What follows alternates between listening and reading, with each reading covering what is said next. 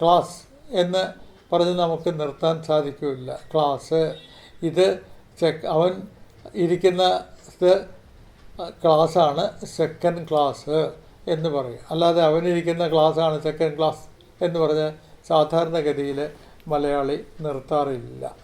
ഇത് അപ്പോൾ ചുരുക്കത്തിൽ ഇപ്പം നമ്മൾ 10 സ്വരങ്ങൾ ആ ആ ഇ ഈ ഉ ഊ എ ഏ ഓ ഓ ഈ സ്വരങ്ങൾക്ക് 10 എണ്ണം നമ്മൾ എണ്ണി പറഞ്ഞു. അത് കൂടാതെ നമുക്ക് വാസ്തവത്തിൽ ഐ എന്ന് ഒരെണ്ണമുണ്ട്, ഐക്യം എന്ന് പറയുന്നിടത്ത്. അതേപോലെ എന്താ അയ്യഞ്ച് എന്നൊക്കെ പറയുന്നിടത്ത് ഐ വരും. അതുപോലെ ഔപമ്യം എന്ന് പറയുന്നിടത്ത് ഔരസം എന്നുള്ള വാക്ക്, കൗരവൻ മുതലായിട്ടുള്ള വാക്കുകൾ. ഇതിലൊരു പ്രധാനപ്പെട്ട കാര്യം, ഈ ഐയും ഒന്നും മലയാളിക്ക് അത്ര ഇഷ്ടപ്പെട്ട സ്വരങ്ങളല്ല. ഇത് സത്യം പറയുകയാണെങ്കിൽ ഐ എന്ന് പറയുമ്പോൾ നമ്മൾ ആ എന്ന് ഉച്ചരിച്ച് തുടങ്ങുന്നു, അത് കഴിഞ്ഞിട്ട് അതിനോട് ചേർന്ന് ഈ വരുന്നു, ഐ ഐ ഐ എന്ന്. ഇത് ഇംഗ്ലീഷുകാർ പറയണമെങ്കിൽ ദിസ് ഈസ് മൈ ബുക്ക് എന്ന് കണ്ടോ, ഐ എന്നാണ് ഇംഗ്ലീഷിൽ പറയുക. പക്ഷേ മലയാളത്തിലാണെങ്കിൽ ഐ ഐ ഐ എന്ന് പറയും.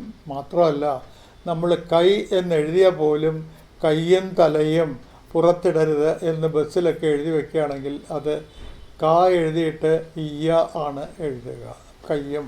പലപ്പോഴും അങ്ങനെ അല്ല എഴുതേണ്ടതെന്നൊക്കെ ചിലർ പറയും. പക്ഷേ മലയാളി എങ്ങനെ ആ വാക്ക് എഴുതിയാലും കയ്യും തലയും എന്നേ മലയാളി പറയുള്ളൂ.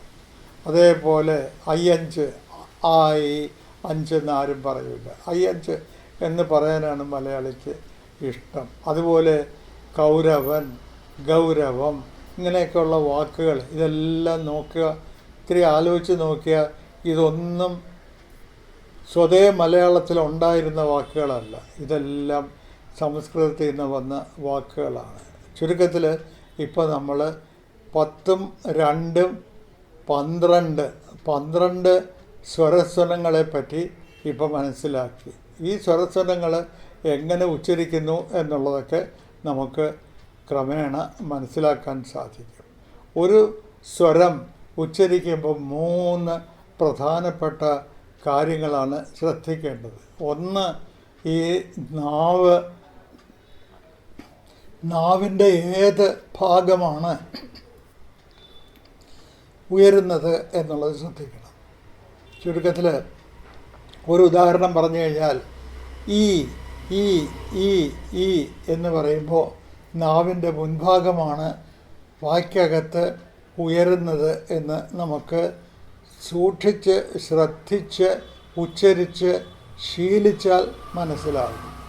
അതേസമയത്ത് ഈ ഈ ഈ എ എ എ ഈ എന്നുച്ചരിക്കുമ്പോൾ നാവിൻ്റെ മുൻഭാഗം വളരെ ഉയർന്നാണ് ഇരിക്കുന്നത് എങ്കിൽ എ എന്നുച്ചരിക്കുമ്പോഴോ കുറച്ച് താഴത്തേക്ക് മാറി വരുന്നു. അതേപോലെ ഊ ഊ ഊ എന്ന് വരുമ്പോൾ അതിനേക്കാൾ താഴെയാണ് ഓ ഓ ഓ ഊ ഓ ഊ ഓ.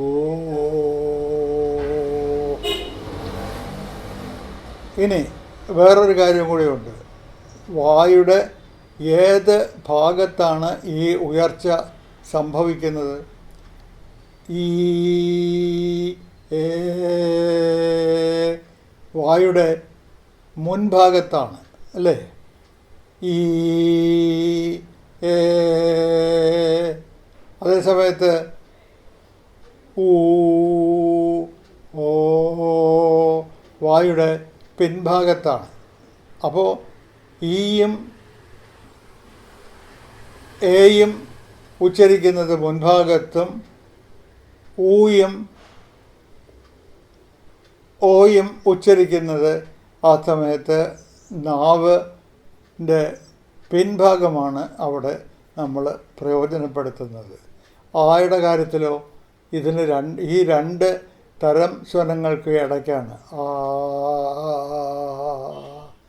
ഈ ആ തന്നെ പലതരത്തിൽ ഉച്ചരിക്കാൻ സാധിക്കും. വളരെ മുമ്പിലേക്ക് വന്നിരിക്കുകയാണ്. ആ സമയത്ത് വളരെ പിറകോട്ടേക്ക് പോയിരിക്കുകയാണ്. ഇവിടെ വായുടെ ഒരു ഭാഗത്തേക്കും ഒരു ഭാഗത്ത് വെച്ച് ഏതാണ്ട് മധ്യത്തിൽ എന്ന് വേണമെങ്കിൽ പറയാൻ സാധിക്കും.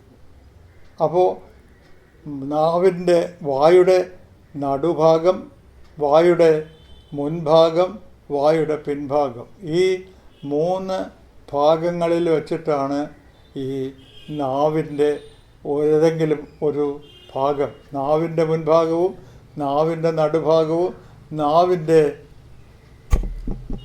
പിൻഭാഗവും ഉയരുന്നത് എന്ന് നമുക്ക് കാണാൻ സാധിക്കും. അപ്പോൾ നാവിൻ്റെ ഏത് ഭാഗം ഉയരുന്നു എന്നുള്ളത് ഒരു കാര്യം, നാവിൻ്റെ ആ ഉയരുന്ന ഭാഗം ഏത് സ്ഥലത്ത് വെച്ചിട്ടാണ് എന്നുള്ളത് മറ്റൊരു കാര്യം.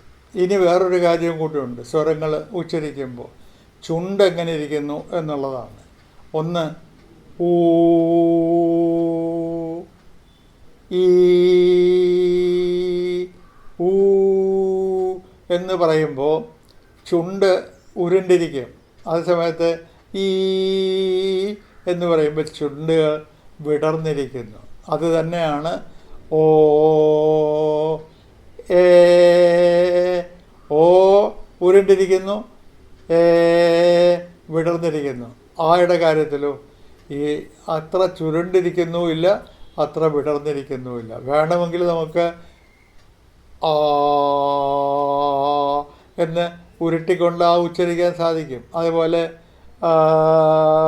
വിടർത്തിക്കൊണ്ടും ഉച്ചരിക്കാൻ സാധിക്കും. ഇതൊക്കെ സംഗീതത്തിൽ ഭാഗവതന്മാർ പല പ്രകാരത്തിലും ഉപയോഗിക്കുന്നുണ്ട്.